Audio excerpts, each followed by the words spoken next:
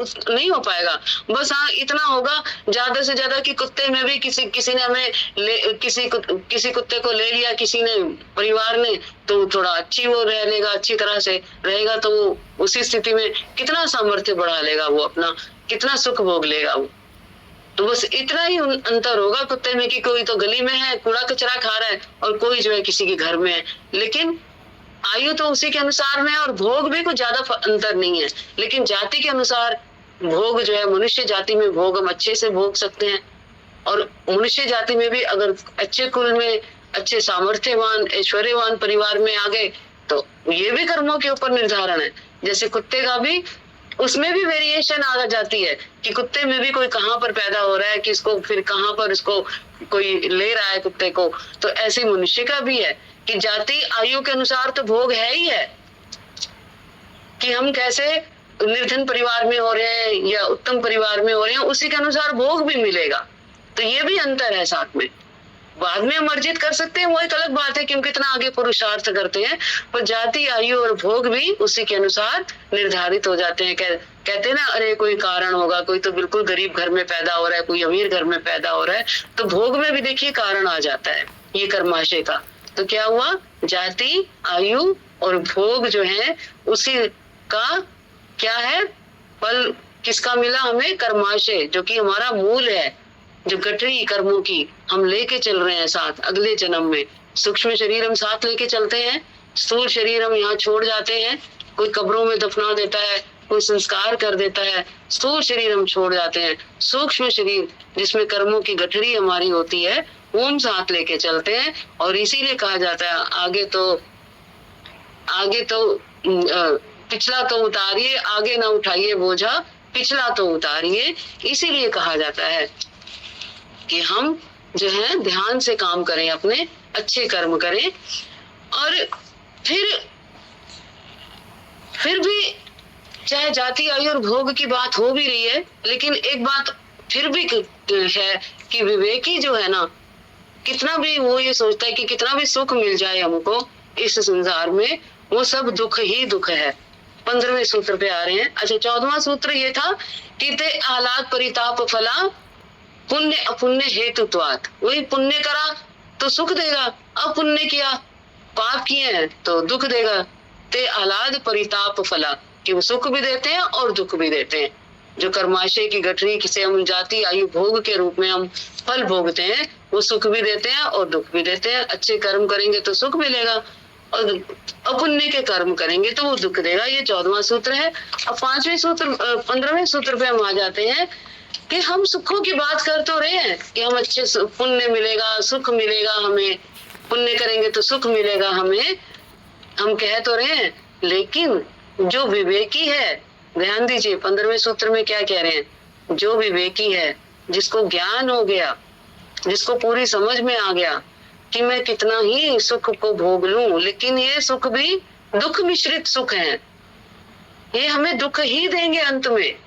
तो वो क्या कह रहे हैं, परिणाम ताप संस्कार दुख गुण वृत्ति विरोधाश्च दुखमेव सर्वम विवेकिना। सब दुख ही दुख है, सारे सुख दुख ही है विवेकी के लिए। तो क्या कह रहे हैं, जो विवेकी है उसके लिए संसार के सुख भी दुख रूप है। कैसे, अब उसको समझा रहे हैं। पहला परिणाम, परिणाम ताप, परिणाम दुख, फिर ताप दुख, फिर संस्कार दुख, और फिर गुण वृत्ति विरोध दुख। तो परिणाम दुख क्या है। परिणाम दुख यह है कि मैंने अभी किसी सुख को भोग लिया, अब मेरे मन में उस सुख को भोगने की दोबारा इच्छा पैदा हो जाती है।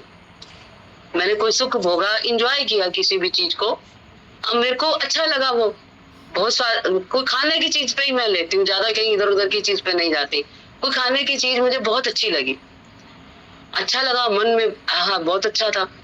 अब क्योंकि मेरे को ये लगा कि बहुत स्वाद था, बहुत अच्छा था, अब थोड़े समय बाद ना मेरी फिर से उसको खाने की इच्छा होगी। अब अगर वो मुझे मिल जाए आसानी से, तो मैं दोबारा उपलब्ध होगा, मैं खाऊंगी, ठीक है। तो धीरे धीरे क्या होगा, कि मेरे को बार बार खाऊंगी तो क्या होगा, इंद्रियां तो खुश होती चली जाएंगी और मन भी करेगा, क्योंकि बार बार हम खा रहे हैं, मन भी कर रहा है बार बार खाने के लिए। तो और अच्छा इंद्रिय, अच्छा पिछली बार बहुत अच्छा था, इस बार अच्छा नहीं है, हम कहते हैं ना वही दुकान से लाएंगे, पिछली बार बहुत अच्छा था, क्या अनुभव जो था अनएक्सपेक्टेड था। दूसरी बार हो सकता है कुछ दुकानदार की भी कमी रही हो, लेकिन मेरी इंद्रियां क्योंकि कुशल हो गई है, मुझे और टेस्टी चाहिए। आपने देखा हो जो मसालेदार चीजें खाते हैं उनको धीरे धीरे उनका मसाला चटपटापन बढ़ता चला जाता है, क्योंकि इंद्रियां उनकी कुशल होती जा रही हैं, और ज्यादा चाहिए उनको, और ज्यादा चाहिए टेस्टी। तो उससे क्या होगा, इंद्रियां कुशल होती जा रही हैं, ठीक है। मन की जो राग की भावना है वो भी बढ़ती जा रही है कि हाँ भी मुझे और टेस्टी चाहिए। अब समस्या ये है कि एक एज आती है कि इंद्रियां तो अब दुर्बल हो गई, कुशल तो हो गई टेस्ट में के मामले में, लेकिन हो दुर्बल गई हैं। अब छोले भटूरे किसी को बहुत अच्छे लगते थे, गोलगप्पे बहुत अच्छे लगते थे, अब बुढ़ापे में जैसे माता जी के 92 की ईयर्स है, खाएंगी तो क्या होगा, लूज मोशन भी हो सकते हैं, है ना।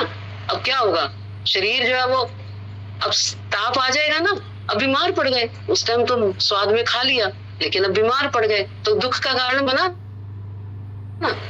देख के हम रोक नहीं पाए या मन कर रहा है कि खा लें, तो क्या होगा, वो परिणाम दुख है।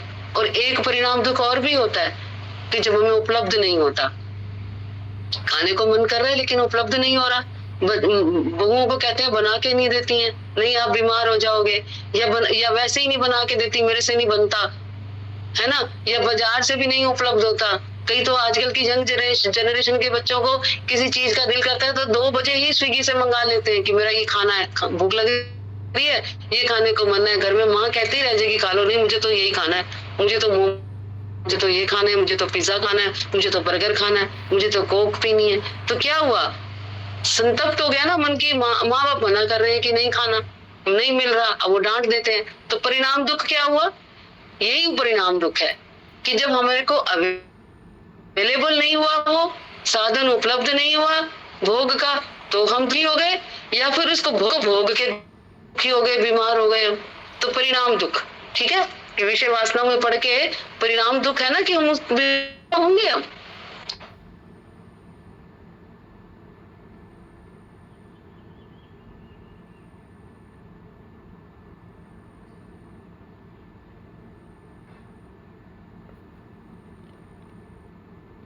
ताप दुख क्या है, उसको पाने के लिए जो संघर्ष किया, बार बार माँ से लड़ेंगे भी, नहीं मुझे चाहिए बना के दो, या बाजार से नहीं मुझे मेरे को लेके आना है, माँ से लड़ाई संघर्ष कि मुझे चाहिए ही चाहिए।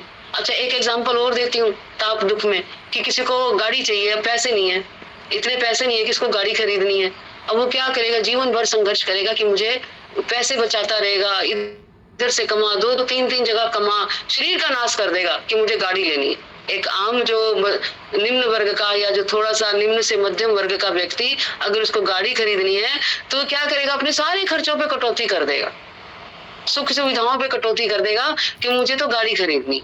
अभी ताप हुआ ना, कितना संघर्ष हुआ उस गाड़ी को खरीदने के लिए, तो ताप दुख भी है। जब आप उस चीज को प्राप्त करने के लिए संघर्ष करते हो तो वो क्या है, वो ताप दुख है। और कभी कभी तो क्या करते हैं व्यक्ति, गलत काम भी करने लग जाते हैं उसको पाने के लिए, जब पता है कि मैं नहीं ले सकूंगा, मेरी सुख सुविधा इतने जल्दी मुझे नहीं प्राप्त होगा और मुझे अभी चाहिए, तो कुछ लोग चोरी वगैरह में पड़ जाते हैं ना, तो वो भी तो हमारा कर्माशय बनेगा। उस सुख को प्राप्त करने के जो मैंने गलत काम किया, वो फिर हमारे हम फंसेंगे कर्माशय के चक्कर में, गलत काम करने के चक्कर में, तो वो फिर दुख का कारण बनेगा। तो इसलिए परिणाम दुख, ताप दुख और संस्कार दुख। संस्कार दुख वही चीज है कि बार बार हम जिस सुख को भोग रहे हैं तो हमारे उसके मन पर, चित्त पर उसकी छाप बन गई कि ये चीज बहुत अच्छी है, मुझे ये चाहिए, वो संस्कार बन गया उसका, तो बार बार मुझे उसको प्राप्त करने की इच्छा जागृत होती है। किसी भी विषय सुख को जब हम भोगते रहते हैं तो वो संस्कार बन जाता है, आदत पड़ गई जैसे उसकी मेरे को। अब कुछ लोगों को क्या, एक उदाहरण मैं देती हूँ कि जैसे कुछ लोगों को, जैसे अब बच्चे हैं, बच्चे चाय नहीं पीते हैं, बड़े हो गए तो एक बार चाय पीनी शुरू की, कुछ दिनों तक लगातार चाय पी, बच्चों को तो कोई चाय नहीं पिलाता ना बच्चे चाय मांगते हैं कि बच्चों को नहीं पीनी चाय, नहीं पीनी। अब क्या हुआ, जैसे ही बड़े हुए, स्कूल कॉलेज जाने लगे, ऑफिस जाने लगे, रोज चाय की आदत पड़ गई, फिर धीरे धीरे सुबह की चाय की आदत पड़ गई धीरे धीरे। अब क्या हुआ, चाय की आदत पड़ गई ना, अब वो वृत्ति हो गई, संस्कार बैठ गया। जिस दिन सुबह चाय नहीं मिलेगी उस दिन हम परेशान होंगे। ऐसे ही जिसको सुबह जिस चीज की आदत है नाश्ता करने की, वो चीज नहीं मिलेगी तो वो परेशान होगा, क्योंकि उसकी वृत्ति वैसी बन गई। अब कुछ लोगों की वृत्ति क्या होती है, सुबह 7 बजे ही भोजन चाहिए, वैसा संस्कार बन गया।